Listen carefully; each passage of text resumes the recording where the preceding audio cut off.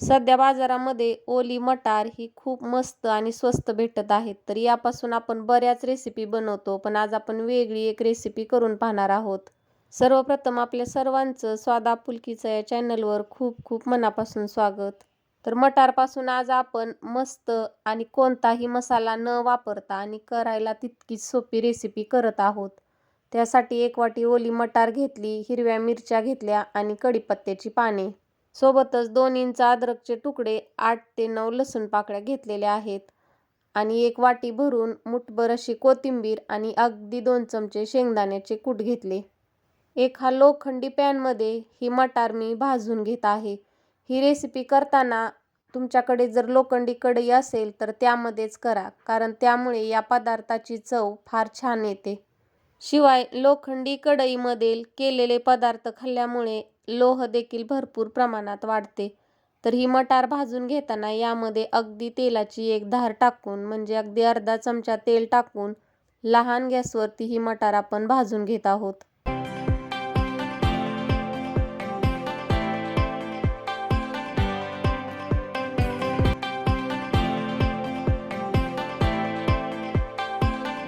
तर या पद्धतीने 3 ते 4 मिनिटांमध्ये ही मटार भाजून झालेली आहे. गॅस बंद करून एका छोट्या डिशमध्ये ही मटार मी थंड करण्यासाठी ठेवून देत आहे. भाजून घेतलेली ही मटार अशीच डिशमध्ये आपण थंड करण्यासाठी ठेवू. तोपर्यंत एक आपण छोटं हिरव्या मिरचीचे वाटण तयार करून घेऊ. त्यासाठी मिक्सरच्या भांड्यामध्ये घेतलेल्या 10 ते 12 हिरव्या मिरच्या टाकल्या. सोबतच त्यामध्ये 2 इंच अद्रकचे तुकडे आणि 8 ते 9 लसूण पाकळ्या टाकलेल्या आहेत आणि सोबतच आपण यामध्ये कढीपत्त्याची पाने देखील टाकत आहोत.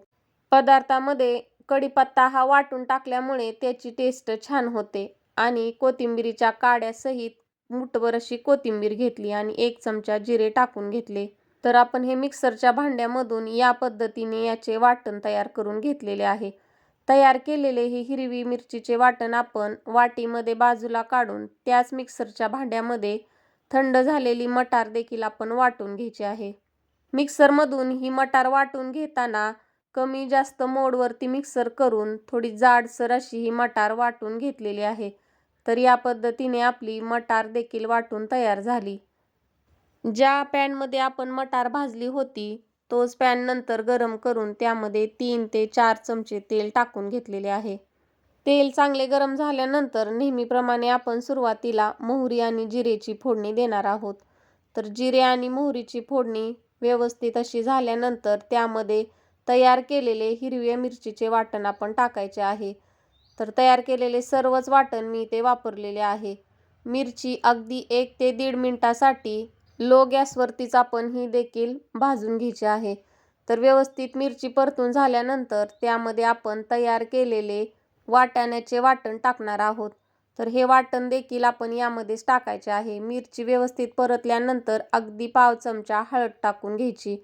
हळद टाकल्यानंतर तयार केलेले सर्वच वाटण यामध्ये टाकून ते देखील आपण 3 ते 4 मिनिटासाठी अगदी मीडियम टू लो गॅसवरती हे परतून घ्यायचं आहे. तर आज आपण इथे या मटारपासून आमटी करत आहोत. तर याला आमच्याकडे वाटाण्याच्या सोलाण्याची आमटी म्हटलं जातं. नेहमीच तुम्ही मटारपासून मसाल्याची भाजी बनवत असाल, परंतु या पद्धतीने ही आमटी एक वेळेस अवश्य करून पहा. तर 3 ते 4 मिनिट व्यवस्थित मिश्रण आपले परतून झाल्यानंतर त्यामध्ये 1 ग्लास पाणी गरम करून टाकायचे आहे. गरम पाणी टाकल्यानंतर पुन्हा एकदा आपण हे मिश्रण व्यवस्थित मिक्स करून घ्यायचे आहे आणि मिक्सरचे भांडे देखील थोडे विसळून मी यामध्ये पाणी टाकलेले आहे. पूर्ण आपण मिश्रण व्यवस्थित ढवळल्यानंतर यामध्ये चवीप्रमाणे म्हणजे अर्धा चमचा मीठ टाकून घेतले आणि 1 उकळी आल्यानंतर यामध्ये अगदी 2 चमचे शेंगदाण्याचे कूट टाकून घ्यायचे आहे. तर हे कूट टाकल्यानंतर अगदी 2 ते 3 मिनिटच आपण ही आमटी शिजवून घेणार आहोत. आपण सुरुवातीला हिरवे मिरचीचे वाटण आणि मटार व्यवस्थित अशी आपण परतून घेतलेली होती.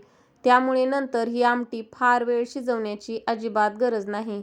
अगदी 2 ते 3 मिनिट ही आमटी शिजल्यानंतर यामध्ये चिरून घेतलेली कोथिंबीर टाकून घेतली आणि गॅस बंद करून घेतलेला आहे.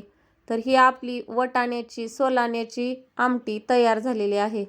आपण मटारची नेहमीच मसाल्याची भाजी करतो, तर कोणताही मसाला न वापरता अगदी साध्या सुध्या घरगुती पद्धतीने केलेली ही आमटी एक वेळा अवश्य करून पहा. ही आमटी भाकरीसोबत किंवा चपातीसोबत, भातासोबत सुद्धा छान लागते. परंतु गरमागरम भाकरी आणि ही सोलाण्याची आमटी चुरून खायला फार वेगळीच मजा येते. तर ही आगळी वेगळी रेसिपी एक वेळा अवश्य ट्राय करा. व्हिडिओ आवडल्यास एक लाईक जरूर करा. आणि हो, चॅनलवर जर नवीन असाल तर अवश्य सबस्क्राईब करा, म्हणजे अशाच साध्या सोप्या गावरान पद्धतीच्या रेसिपी तुम्हाला नक्की पाहायला भेटतील. धन्यवाद.